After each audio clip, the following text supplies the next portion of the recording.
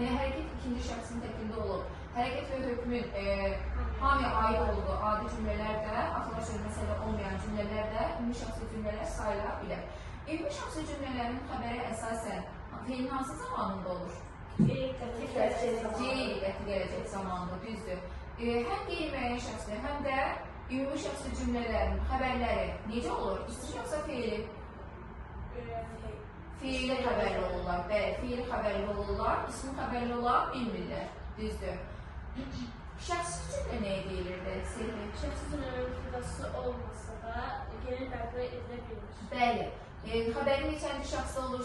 Zəhra, şəxsi cümlənin xəbərini üçüncü şəxsin təkində olurdu.